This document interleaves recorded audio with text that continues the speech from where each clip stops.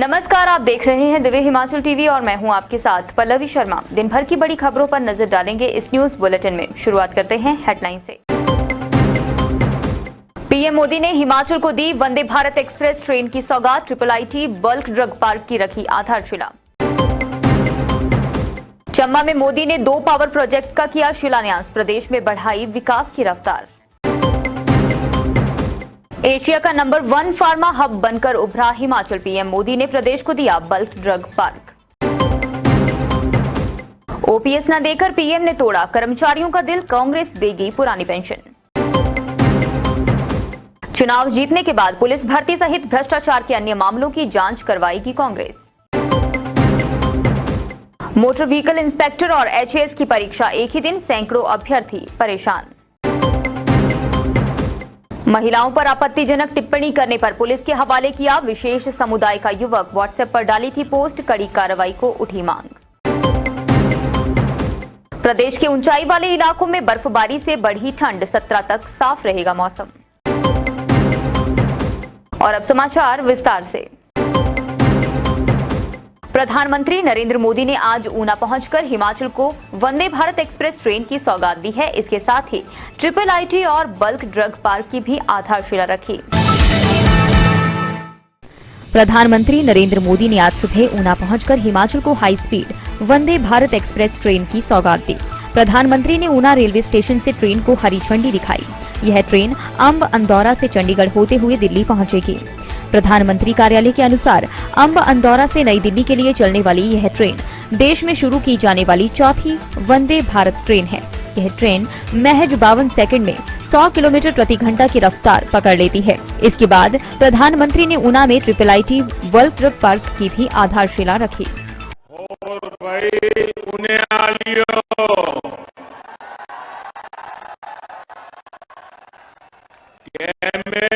हाल चाल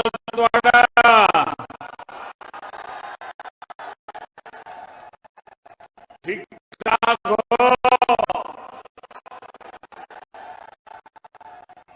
मां चिंतपूर्णी ते गुरु नानक देव जी दे वंश आदि इस धरती नु मेरा प्रणाम। 3 बल्क ड्रग पार्क बनते हो और उसमें एक हिमाचल के नसीब आ जाए, इससे बड़ी कोई भेंट सौगात हो सकती है दोस्तों?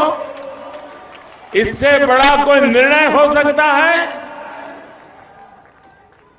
ये हिमाचल के प्रति जो प्यार है, जो समर्पण है, उसी का परिणाम है भाई। कुछ देर पहले ही मुझे अंब अंदौरा से लेकर दिल्ली तक की भारत की चौथी वंदे भारत ट्रेन को हरी झंडी दिखाने का सौभाग्य मिला। ये भी सोचिए, देश में चौथी वंदे भारत ट्रेन, इतना बड़ा हिंदुस्तान, इतने बड़े बड़े शहर, लेकिन चौथी ट्रेन अगर मिली तो मेरे हिमाचल को मिल गई।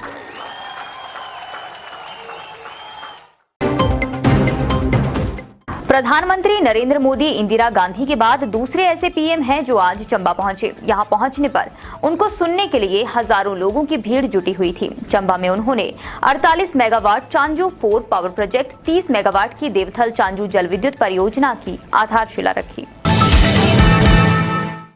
आज ऊना दौरे के बाद प्रधानमंत्री नरेंद्र मोदी चंबा पहुंचे। यहां उन्होंने 48 megawatt Chanju 4 power project, 30 megawatt की देवथल चांजू जल विद्युत परियोजना की आधारशिला रखने के साथ ही PMGSY के अगले चरण का शुभारंभ किया। प्रधानमंत्री नरेंद्र मोदी इंदिरा गांधी के बाद दूसरे ऐसे पीएम हैं जो चंबा पहुंचे हैं। प्रधानमंत्री को सुनने के लिए यहां हजारों लोगों की भीड़ उमड़ी हुई थी। लोगों में खासा उत्साह था कि चंबा को करोड़ों रुपयों की सौगात मिल रही है। इससे पहले पीएम ने पुराने रिवाजा विरासता जो दिखांदा चंबा शब्द से चंबा के ऐतिहासिक चौगान से इन्हीं शब्दों से अपना संबोधन शुरू किया। शिवरी महाराजा रे इस पवित्र धरती अपने 1000 साल में पुराने रिवाजा ते विरासता जो दिखांदा चंबा मैं अपू जो तुसा समनियारे बीच आई करी आज बड़ा खुश है मुझे करदा। प्रधानमंत्री ने कहा कि मैं 2 दिन पहले उज्जैन में महाकाल की नगरी में था, आज मणिमहेश के सानिध्य में आया हूं। उन्होंने कहा कि यहाँ राजमहा का मद्रा सचमुच अद्भुत रहता है। चंबा ने बहुत स्नेह और आशीर्वाद दिया है। आज प्रधानमंत्री मोदी ने ऊना में वंदे भारत एक्सप्रेस ट्रेन की सौगात देने के बाद हरोली में बल्क ड्रग पार्क की आधारशिला रखी। सीएम जयराम ठाकुर ने इसके लिए प्रधानमंत्री का आभार जताया है। इस प्रोजेक्ट से 20,000 नौजवानों को रोजगार मिलेगा। प्रधानमंत्री नरेंद्र मोदी ने गुरुवार को ऊना पहुंचकर हिमाचल को हाई स्पीड भारत वंदे एक्सप्रेस ट्रेन की सौगात देने के बाद हरोली में बनने वाले बल्क ड्रग पार्क की भी आधारशिला रखी। इस अवसर पर मुख्यमंत्री जयराम ठाकुर ने कहा कि हिमाचल एशिया का नंबर 1 फार्मा हब बनकर उभरा है। आज प्रधानमंत्री नरेंद्र मोदी ने बल्क ड्रग पार्क हिमाचल को दिया, साथ ही उसमें 1100 करोड़ रुपए का सहयोग का ऐलान किया। मेडिकल डिवाइस पार्क नालागढ़ में दिया।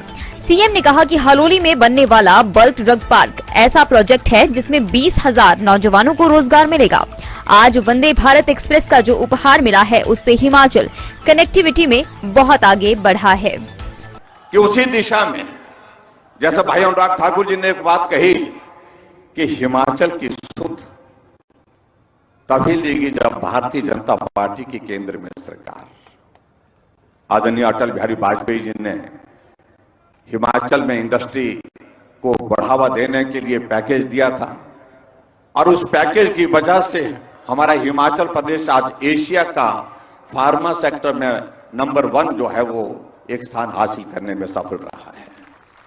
उसके बाद ये हिमाचल प्रदेश में इंडस्ट्री का सेक्टर जो है वो हमसे बहुत दूर होता जा रहा था और ऐसी परिस्थिति में आप आए और आपने जहां पूरे देश भर के लिए बल्क ड्रग फार्मा पार्क 3 बनाने की जब घोषणा की, हम उस काम में जुट गए।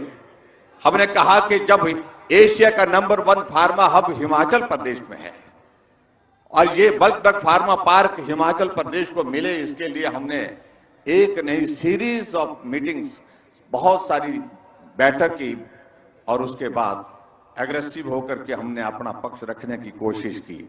और मुझे इस बात की खुशी है कि आपके आशीर्वाद से जहां 3 बल्क ड्रग फार्मा पार्क पूरे देश भर में मिलने थे, वहां एक हिमाचल प्रदेश में और हिमाचल प्रदेश में भी ऊना जिले में मिला। इसके लिए मैं आपको बहुत बहुत बधाई देता हूं, सभी भाई बहनों को, और आदरणीय प्रधानमंत्री जी का हृदय से आभार व्यक्त करता हूं।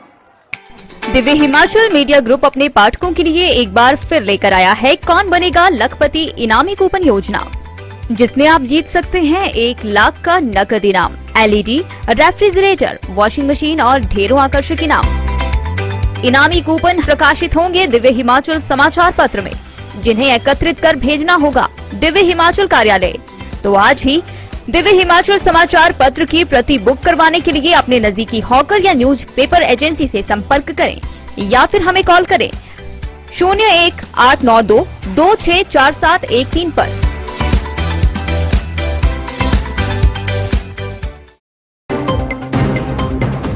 कांग्रेस ने अपनी गारंटियों में ओपीएस को विशेष जगह दी है, जबकि भाजपा ने आज तक इस बारे में कोई ऐलान नहीं किया है। पीएम मोदी बार-बार हिमाचल आ रहे हैं, लेकिन वह इस बारे में कोई ऐलान नहीं कर रहे।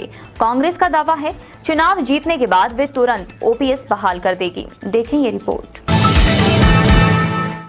कांग्रेस प्रदेशाध्यक्ष प्रतिभा सिंह ने कहा है कि प्रधानमंत्री नरेंद्र मोदी ने हिमाचल के कर्मचारियों का दिल तोड़ दिया है। कर्मचारी टकटकी लगाए प्रधानमंत्री के मुंह से ओपीएस बहाल करने का ऐलान सुनना चाहते थे, लेकिन उन्होंने कर्मचारियों से जुड़े इस सबसे बड़े मुद्दे पर कोई चर्चा भी नहीं की। उन्होंने कहा कि कर्मचारियों के लिए अब एक ही उम्मीद कांग्रेस बचती है। कांग्रेस ने अपनी गारंटी में सबसे पहले स्थान पर ओपीएस को जगह दी है और सत्ता में आते ही सबसे पहले इसे बहाल किया जाएगा।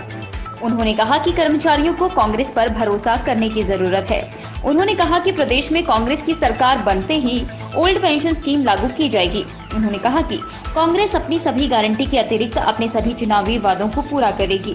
प्रदेश कांग्रेस अध्यक्ष सांसद प्रतिभा सिंह ने प्रधानमंत्री नरेंद्र मोदी के ऊना और चंबा के दौरे को महज एक चुनावी रैली करार दिया है। विधानसभा चुनावों के नजदीक आते ही सभी राजनीतिक दल जनता को लुभाने के साथ अन्य विरोधियों पर खूब सियासी प्रहार कर रहे हैं। इसी कड़ी में अब कांग्रेस चुनाव प्रचार कमेटी के अध्यक्ष सुखविंदर सिंह सुक्खू ने सरकार के खिलाफ मोर्चा खोल दिया है। कांग्रेस के सत्ता में आते ही पुलिस भर्ती घोटाले सहित वर्तमान सरकार के दबाए हुए सभी भ्रष्टाचार व जनहित के मामलों की जांच की जाएगी। यह बात कांग्रेस चुनाव प्रचार प्रसार कमेटी के अध्यक्ष सुखविंदर सिंह सुक्खू ने कही। वह शुक्रवार को सोलन में कांग्रेस की राष्ट्रीय महासचिव प्रियंका गांधी की होने वाली परिवर्तन प्रतिज्ञा रैली की तैयारियों का जायजा लेने के लिए सोलन पहुंचे थे। उन्होंने कहा कि वर्तमान सरकार के समय भ्रष्टाचार के कई मामले सामने आए, लेकिन उन्हें दबा दिया गया। मुख्यमंत्री जयराम ठाकुर ने भ्रष्टाचार के सभी मामलों पर पर्दा डाला हुआ है और फाइलें दबाकर रखी हैं। सुक्खू ने कहा कि कांग्रेस की सत्ता में आते ही इन सभी मामलों की दोबारा से जांच की जाएगी। उन्होंने कहा कि कांग्रेस पार्टी के भीतर अनुशासनहीनता को बर्दाश्त नहीं किया जाएगा। सोलन के सर्किट हाउस में आयोजित पत्रकार वार्ता में उन्होंने कहा कि प्रियंका गांधी प्रदेश की पहली परिवर्तन प्रतिज्ञा रैली को संबोधित करेंगी। महंगाई, बेरोजगारी, भ्रष्टाचार के कारण प्रदेश की वर्तमान भाजपा सरकार के खिलाफ लोगों में भारी आक्रोश है और इस परिवर्तन प्रतिज्ञा रैली से कल आपको पता लग जाएगा कि जन आक्रोश कितना ज्यादा है, जनता इनके खिलाफ कितनी ज्यादा है। जो भ्रष्टाचार इस प्रदेश में फैला हुआ है, जो महंगाई आसमान छू रही है और जो बेरोजगारी दर बढ़ रही है, इस सब बात का जवाब इस प्रतिज्ञा रैली के द्वारा आपको कल पता चल जाएगा। प्रदेश में होने वाली भर्तियों के लिए सरकार द्वारा आए दिन आरएनपी रूल बदले जा रहे हैं। इसके अलावा दो परीक्षाएं एक ही दिन होने से युवाओं को दिक्कतों का सामना करना पड़ता है। इसी कड़ी में अब 16 अक्टूबर को मोटर व्हीकल इंस्पेक्टर और एचएएस की परीक्षा होने जा रही है। Himachal Pradesh public service commission द्वारा 16 अक्टूबर को आयोजित की जा रही हिमाचल प्रशासनिक सेवा की परीक्षा व अधीनस्थ सेवा चयन बोर्ड हमीरपुर के तहत आयोजित की जा रही मोटर व्हीकल इंस्पेक्टर की परीक्षा एक ही दिन आयोजित होने के कारण प्रदेश भर के सैकड़ों अभ्यर्थी असमंजस में हैं। अभ्यर्थियों का तर्क है कि 16 अक्टूबर को 2 सेशन में Himachal Pradesh public service commission द्वारा आयोजित एचएएस की परीक्षा निर्धारित की गई है, परंतु उसी दिन 16 अक्टूबर को ही हिमाचल प्रदेश अधीनस्थ सेवा चयन बोर्ड के तहत आयोजित होने वाली मोटर व्हीकल इंस्पेक्टर की लिखित परीक्षा की तिथि भी तय है। ऐसे में विद्यार्थी असमंजस में हैं कि एचएएस की परीक्षा दें या मोटर व्हीकल इंस्पेक्टर की। ऐसे में अभ्यर्थी हिमाचल प्रदेश अधीनस्थ सेवा चयन बोर्ड से मांग कर रहे हैं कि या तो एमबीआई चयन की परीक्षा की तिथि स्थगित की जाए या फिर Himachal Pradesh public service commission की परीक्षा की नई तिथि तय करें। उधर इस सिलसिले में अधीनस्थ सेवा चयन बोर्ड हमीरपुर के सचिव जितेंद्र कंवर ने कहा कि इस बार सर्वोच्च न्यायालय के एक आदेश को ध्यान में रखते हुए एमबीआई की परीक्षा के लिए केवल ऑटोमोबाइल व मैकेनिकल इंजीनियरिंग में डिप्लोमा होल्डर अभ्यर्थी ही पात्र हैं। बोर्ड सचिव ने कहा, इस परीक्षा के आयोजन को लेकर हिमाचल प्रशासनिक सेवा की परीक्षा में कोई बाधा नहीं आएगी। जिन अभ्यर्थियों ने ऑटोमोबाइल व मैकेनिकल इंजीनियरिंग में डिप्लोमा किया है वे एचएएस की परीक्षा में पात्र नहीं है। करवा चौथ पर्व पर महिलाओं के खिलाफ आपत्तिजनक टिप्पणी करने वाले विशेष समुदाय के युवक को कांगड़ा के युवकों ने पकड़कर पुलिस के हवाले कर दिया। इस युवक ने हिंदू समाज की महिलाओं का मजाक उड़ाया था। इस दौरान स्थानीय युवाओं ने इस विशेष समुदाय के युवक पर कड़ी कार्रवाई की मांग की है। धार्मिक नगरी कांगड़ा आज एक बार फिर शर्मसार हुई है, जब यूपी से यहां व्यापार करने आए विशेष समुदाय के एक युवक ने हिंदू धर्म के करवा चौथ पर्व पर महिलाओं के खिलाफ आपत्तिजनक टिप्पणी लिखकर हिंदू समाज की महिलाओं का मजाक उड़ा दिया। इसके बाद कांगड़ा के युवाओं ने उस विशेष समुदाय मुस्लिम युवक के खिलाफ विरोध प्रदर्शन करने के साथ उसे पुलिस के हवाले कर दिया। यह मुस्लिम युवक अपने साथ मोबाइल में व्हाट्सएप स्टेटस पर करवा चौथ पर महिलाओं के खिलाफ टिप्पणी करते हुए लिख रहा था। उसने लिखा कि मेरे लिए करवा चौथ का व्रत रखने वाली महिला को मैं 2000 रुपए की सूट या साड़ी के साथ 1 साल के लिए मोबाइल रिचार्ज करवा दूंगा।